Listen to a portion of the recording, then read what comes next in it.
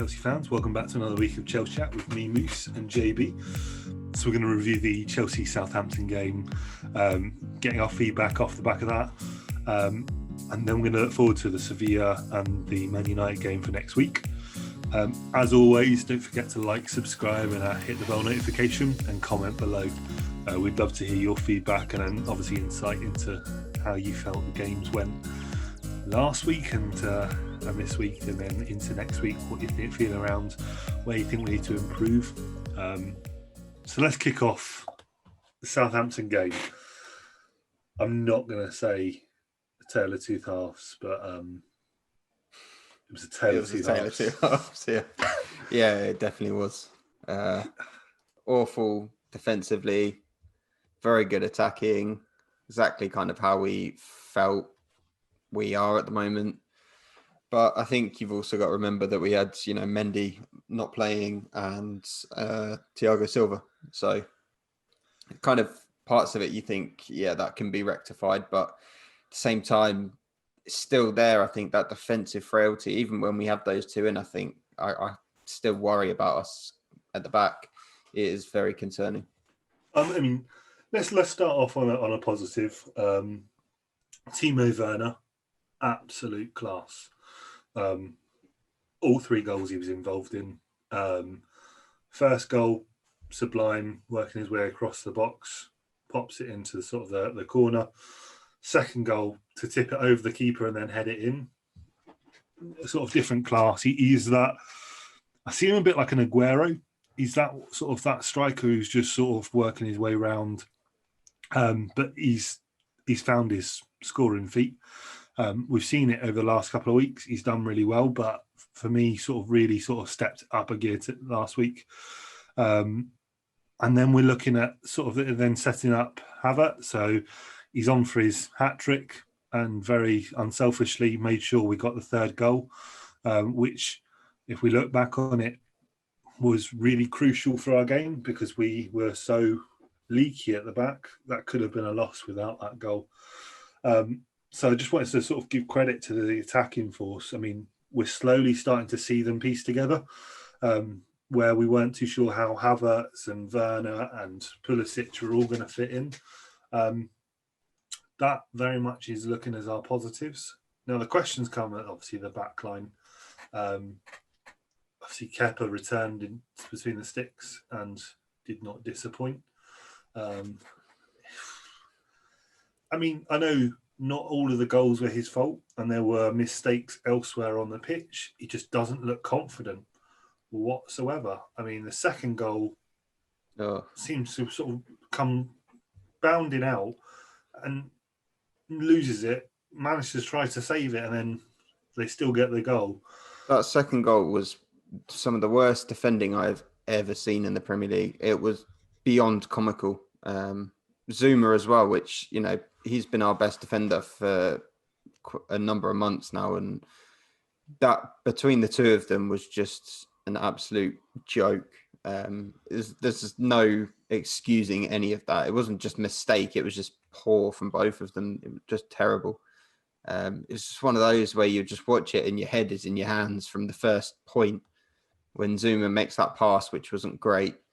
Then Kepa runs out, and then, if you're going to run out, just grab the ball. He could have grabbed the ball and he just froze, and it all just fell apart from there. And yeah, that was horrible to watch. The other two, the first one, Kai Havertz's mistake, kind of, he lost the ball, got played through straight away, and Ings took it round. Fair enough, not Kepa's fault. Defense kind of just got caught a little bit sleeping because, we were in possession, so they weren't as alert. Those kind of things happen, but the second goal, horrible. And then the third goal, again, just set pieces, not being able to clear our lines, and that's what happens. So I'm going to make a question here. So, Kepa for the Spain games had decent. He seems to play completely fine in the Spanish national team. Frank's repaid that by putting him in the goal whilst Mendy's out. My question is, Kepa's just not had a great time at Chelsea whatsoever. Should Lampard have protected him by not playing him? from my perspective, we can look with hindsight at so much of this, but he's had bad performance after bad performance, and we're just still not seeing any improvement. And I think sort of there comes a point where you have to question why Frank's still playing him. And equally, I'm not saying he's at fault for all of the goals. He should have done better on all three of them. Don't get me wrong. Second one, he was a big component of that. And at the moment, we can't compete for the Premier League, if not top four, with a keeper like him in the sticks. I don't get why Frank's even made the point of putting him in the goal. Play Willie. I'd rather play Willie. Yeah, I think the reason that he's having to stick with Kepa a bit more is because obviously we need to put him in that transfer window. We need to show him off a little bit so that where teams can see that he's still got that ability, but at the moment it's just not coming through. So it's difficult for us to carry on putting him in, even if it's just for the sake of trying to show off his abilities to sell him when he's just performing so badly. I mean, you know, the last time he played was against Liverpool when the whole Mane incident.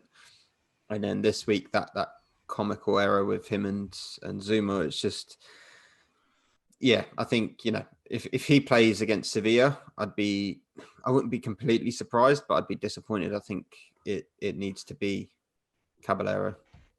I think sort of if I look at it from perspective, you've got, if I'm your defenders, I think sort of you've got someone like Zuma who's had such a great couple of games. I think sort of he hasn't got the confidence that someone behind him is going to save. Yeah. So I think it just affects the performance of the defence, and I think it affects the performance of the midfield. And I think the right thing to do is just take him out of the situation. I think it's what sort of Rio was calling for Maguire before the weekend, is he's got a lot of heat on him. He just needs to be taken out for a couple of weeks.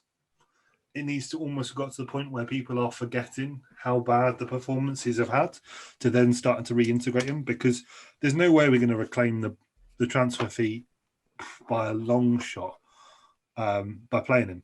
There's just no way. You can't go and play a player that just is not performing and doing the one job he has well. He can't command the box. He can't actually save the ball. And people are taking shots like Walcott's, and then they go in. It's fundamentally broken in the whole approach. I'd much rather start Willie, and I'd much rather go and play next year looking for another second and third choice keeper, because Willie won't stay another season. Mendy's going to work towards being our first choice keeper, and I just feel we need to almost do like Liverpool did with Karius, is send him out as much as we can. Just get rid. Recognise he's going to make mistakes. 70 million. That's the problem. 70 million. It's hard as a business mind to just cut ties with that and just forget about it. They still want to try and get something for him, I'd imagine. I personally feel like we are the sort of club that 70 million is a lot of money to us, but the only way you're going to fix the problem is not trying to keep playing him or put him on the bench, is going and literally sending him out on loan. And I don't really care where it is.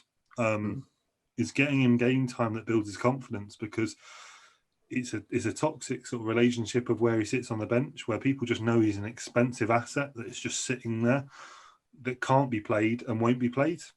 And when he does, it's almost laughable.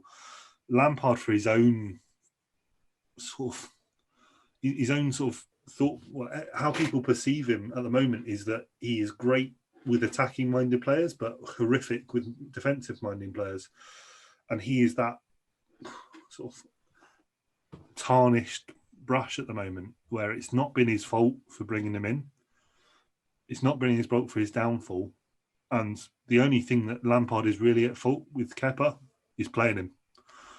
I think sort of as a manager, you can almost go and say, it's not my problem. I didn't create this whole mess with Kepa. And I just don't trust him as a player. I do think if we look at the defence as a whole, I do feel that maybe there's something missing in terms of tactical or coaching or something there at training, maybe, that it's just not working, because, you know, you look at our defenders and they're all good players, you know, they're in their own right, but they've obviously all of them have made big mistakes here or there, like in certain games. They always seem to have, you know, a few good games and then make a huge error. No one's kind of, even Thiago Silva, you know, his first Premier League game made a massive error which cost us a goal. It just seems to almost, it's like breeding internally, and I don't know if we have those coaches in place that are going to get us solid defensively. Our tactics, are they going to help us to have a solid defense? We went a whole season where we conceded 15 goals in a whole season under Mourinho.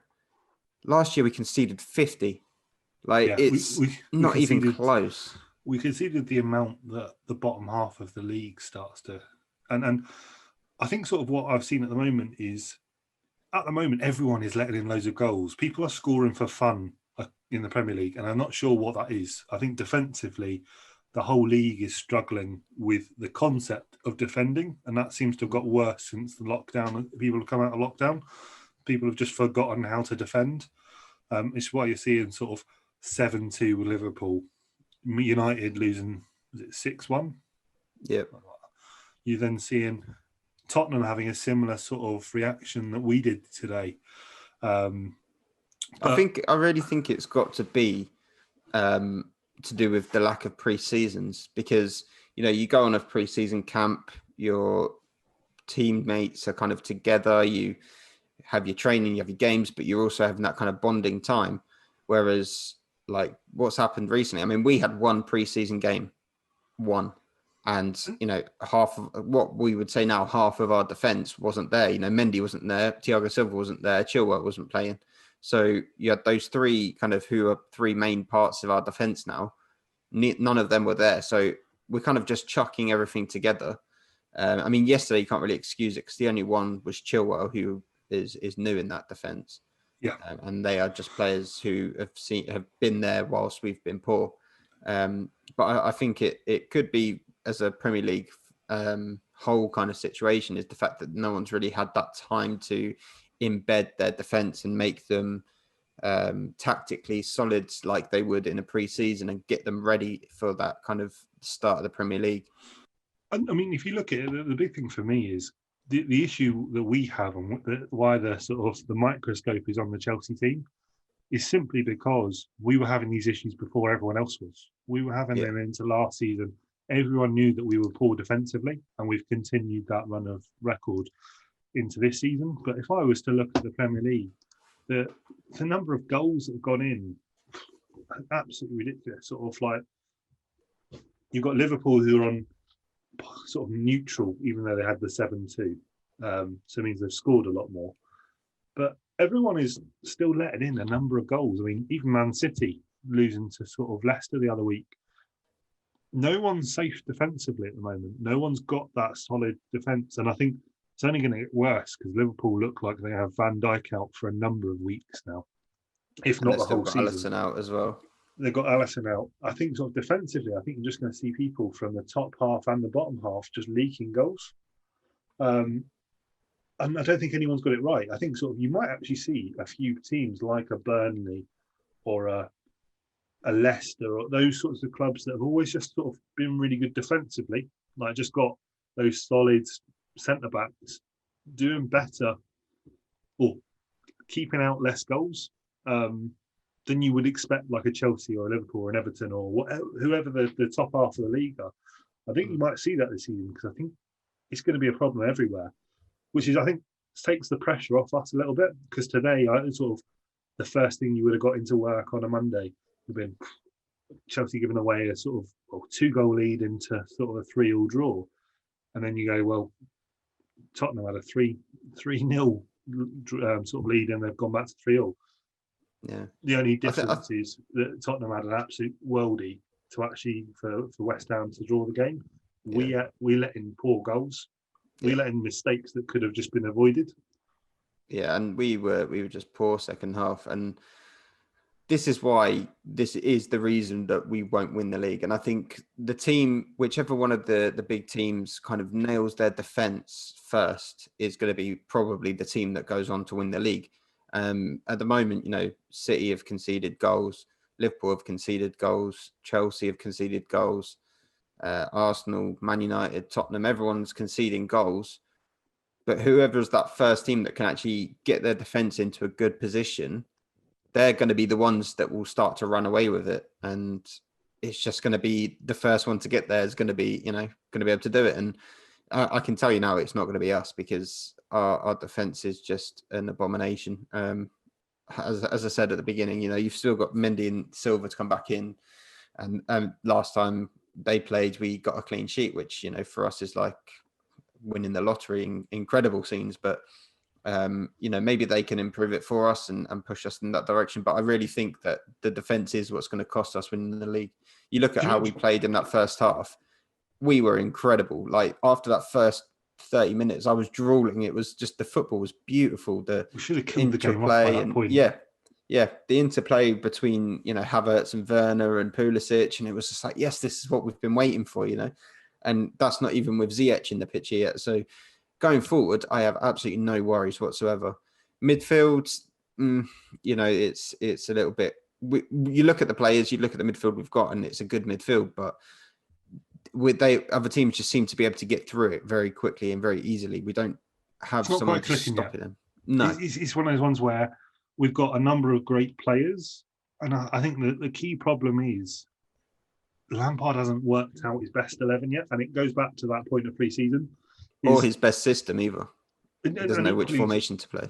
We're going to have the problem ongoing because he can't pick a back four and stick with it.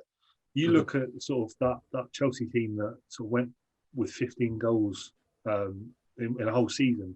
The reason is you had a solid back four. You could pick that. It was Ashley Cole, John Terry, Ricardo Carvalho, Ivanovic. And those people would be in that starting lineup guaranteed pretty much every week. Whereas now I've got a mixture of Chilwell, who probably could write himself into that back 4 or 5. But then you've got Zuma, Thiago Silva, Christensen, Rudiger, Tomori, all of those players that sort of Dave, Reece James, and I couldn't tell you out of those which ones is our best 11 to start with. No. And Lampard should know that by now. We've had enough games that should write who starts. None of them are leaders. None of them are guaranteed a start, and it worries me if I'm going to be honest. So one of the other points I wanted to talk around today, JB, is the frustration as a fan. So as a Chelsea fans all around the country and globally, as we're a podcast on the web, is difficulty in actually watching the game. I don't know about you guys, but sort of I've got Sky, I've got BT, I've got Amazon. But what I don't have is £14.95 for every other game that doesn't exist in one of those three. Yeah. I don't know about you. I mean, I found it very difficult to think about forking out that for a game. I mean, as fans who sit at home now, can't attend a game, it's a big amount of money to sort of go and fork out on top of however much you pay a month for Sky. Yeah, I think they're just taking the mick now. It's bad enough you have to pay, not only for a Sky subscription, but also Sky Sports on top of that. Then you have to pay for BT Sport if you want to watch more. You have to pay for Amazon. Add it all together, you're probably coming up to £80, £90 already. Plus now, if you want to watch the other games, you're having to pay £15. And yeah, I understand that for the majority of people, you wouldn't see those games anyway because they would have been at 3:00 and it would only been the 42,000 at Stamford Bridge that would have gone to see the game. Fine. But the circumstances we're in, and they gave us the games for free before, and surely they want to keep us connected with the game. They want to keep us there and involved. But they've just spent over $1 billion in the transfer market. So then you come and tell us you need the money. No, it's not acceptable. Do you know what I think I find is the Premier League looking at this as a way to make more money out of the fans. The fans are the ones who are the people who are literally on the street potentially struggling to go and pay like they might have been made redundant, all this sort of stuff. And those are the fans who potentially aren't going to be able to come back after lockdown. And then to sort of turn around after that, they spent out hundreds of pounds on Sky, BT, and sort of go, yeah, that's only for this amount of games. If you want to do that, it's another 15 quid on top per of match. that. And I thought you made a great point. Obviously, as Chelsea fans, we're on TV probably more often than not. So we're probably not in the space of not being able to go and watch as all of the other games. But if you're a fan of Burnley, if you're a fan of, and equally if we're watching games that include those teams, no, they're never televised. That's 15 quid invariably to go and watch a game that's not necessarily the best game in the world. Yeah. Still a game I want to watch though. I mean, tomorrow night you've got Burnley against West Brom for £15. Even if I was a Burnley or a West Brom fan, I don't think I'd want to pay £15 to watch that game, to be honest with you. Like, come on, that's barely even Premier League football. And it'd be different if you're turning up. If you're turning up and it's an away game or a home game and you get the atmosphere, you get the thrill of watching them live, completely understand that. But if you're watching at home, 15 quid is what you pay for sort of the top fights in boxing. It's not the same for just an average game week. They would have been better off in sort of saying, completely understand sort of this. If we're going to make you charge it, you have to go and pay X amount more on your BT bill or X amount more on your Sky, and you bundle it up as one, and you get all of the games. But I mean, I'm not clever enough to go and do the maths, but I'd love to know how much it would cost you this season to go and watch all the games that you want to watch. And it comes back down to the common denominator. I only care around watching the Chelsea games, to be honest. I don't mind watching the odd sort of other big game, but I'm predominantly there to watch the games. And at the moment, the only way I can do that is by spending money on Sky, BT, and Amazon and hoping they sit in one of those buckets. And if not, I've then got to go and fork out more cash. I mean, US Sport has got it right. They've got the Game Pass. You go and buy for a fixed rate the amount of games your team plays, and you can watch that on whatever medium you want.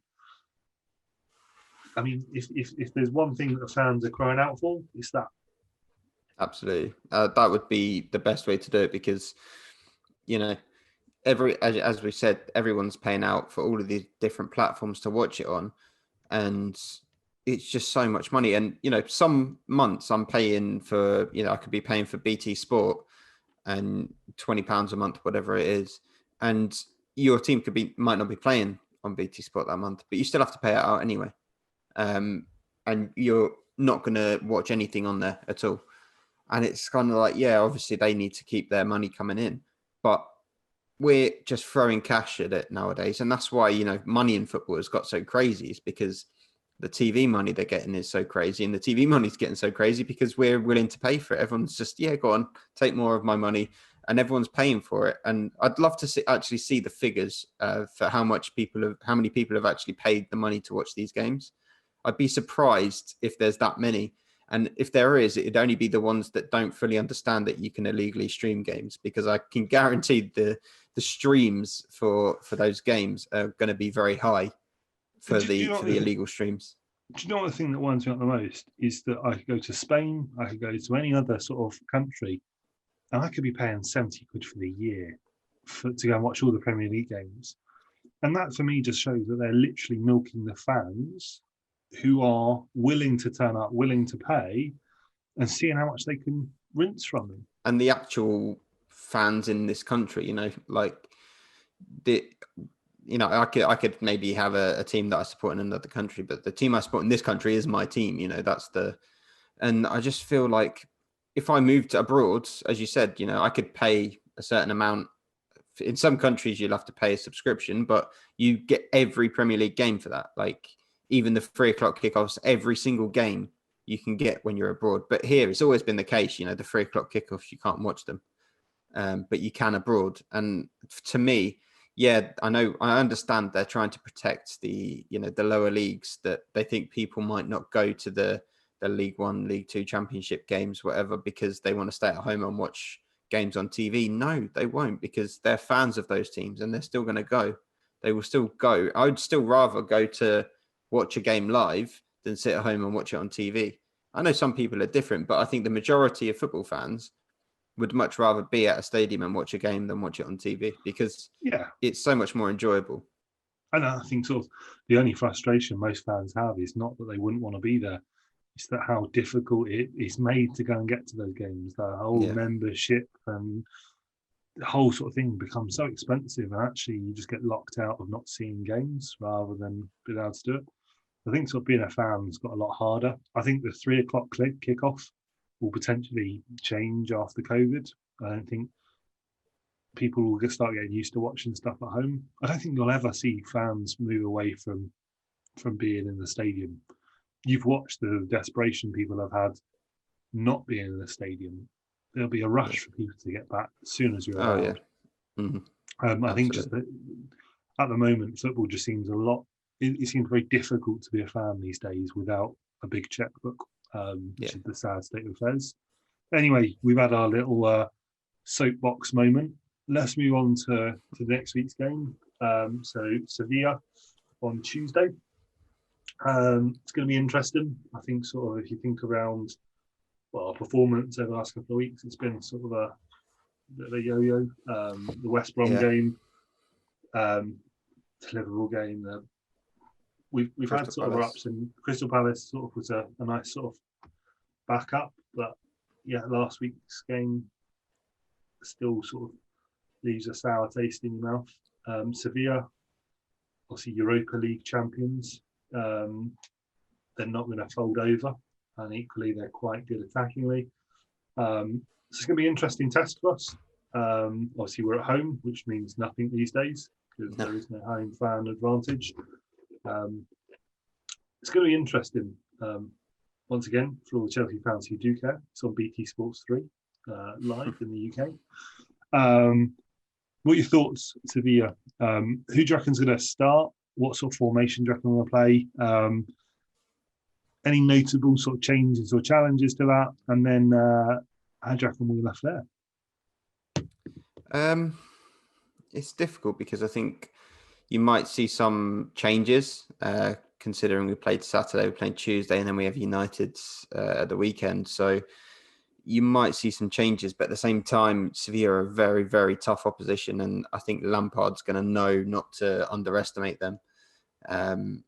It'll be very interesting to see how he does line up. Will Ziyech make his first start, potentially?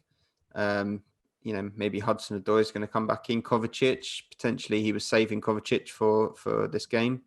I really can't call it. I'll be honest, I really can't see how he's gonna wiggle it. Will he bring in Thiago Silva back for this one, or will he save him for the weekend, or will he play both? It's hard to call, and obviously you need to start this Champions League campaign off with a win. The number one seeds in our group being Sevilla. So that's the game that we really need to win, the home game. That's a vital one to win if we want to win the group. So it's a massive, massive game. And I think it's kind of snuck up on us a little bit. Internationals have just happened. So we've been concentrating. Finally, Premier League's back. And before we know it, hang on, we've got a Champions League game on Tuesday. Oh, yeah, and it's against the Europa League champions. I really think we're going to have a very, very tough game waiting for us. They're going to be well up for it. They're known as Europa League specialists, and they probably want to write that. They want to. I reckon they would love to have a good run in the Champions League and prove to people they can do it in another. Do you know what I'm hoping? I'm hoping the mentality is, we're going to go out. We're going to try and get sort of Europa League again, and then go on our Europa League run just to win it again. That's my hope. Yeah. They just fold over for this game and then sort of head up that. But I think for me, it's going to be interesting because I think the United game is going to be really interesting because United are on that back foot at the moment. They had the win yesterday. Didn't look convincing, even though it was 4-1. They waited until the 90th minute and obviously getting typical United sort of run the clock to sort of go and get those 4 goals. They didn't look convincing there. That they've still got similar challenges to us. I think there's a real opportunity for us to go and dominate that game, and equally we need it as much as they do. So I think people are going to throw as much as they can at this. I don't know. I think sort of we'll probably rest a few players for the Sevilla game, with the plan of trying to sort of get the proper win in the weekend. But then equally, I don't even know what he considers resting players. I think you'll see players like Chilwell probably get rested, and we'll see Alonso probably come into the back 4, which is not great. I think you'll probably have Willie in the mix. I don't know if he'll risk having Thiago Silva, so I think it will probably be a Zuma, Christensen back 4 with maybe a Dave on the right. I think we're going to struggle, to be honest. And I think, to be fair, if it's the sort of the lineup that I think it's going to be, I think it'll be a draw. I just don't see us really sort of doing it. I think his best route is to probably put pace on the wings and see what we can do. I think, interestingly, I think it's either a Tammy or Giroud that starts up front rather than Werner. As much as I think he deserves a start, I don't want him to sort of be too burnt out for the United game. He's also had, him and Havertz have had quite an extensive playing time during the international break. I wouldn't risk them. So I've got a feeling it'll be a draw, and I think it could potentially be 1-1, 2-1 on that game. 3-3. Oh yeah, because I mean, to be honest, our sponsors have dictated we have to let 3 in if we score 3. Just contractually, we're obliged this year. So many 3s in every game. But for me, it's going to be an interesting week. I'm slightly worried for Lampard at the moment. I don't think he's got the right mix, and I don't think he's got the right play, and it's only going to add to the pressure if we don't really run into next week or the week after without getting a run of wins. Everyone knows that we're promising attackingly. He needs to get it right defensively, and I don't know how he's going to do that at the moment. So it's going to be an interesting couple of weeks. And I don't think any Chelsea fan is anywhere near that Lampard is under pressure, but I think he needs to get some stuff right before external pressure starts to come on the club. Maybe he needs to bring JT back into the defensive training, because Aston Villa seems to be doing quite well at the moment. Yeah, that would be ideal, wouldn't it? That would be the perfect defensive coach to come in and do a job for us. Even just come out of retirement and stick him back there, I'd take that any day. Chelsea fans, thank you very much for listening. Don't forget to like, subscribe, and hit the bell notification. And comment below if you have any questions, queries, or thoughts on what has gone on the Chelsea Chat podcast. Love to hear your feedback. You stay classy, Chelsea fans.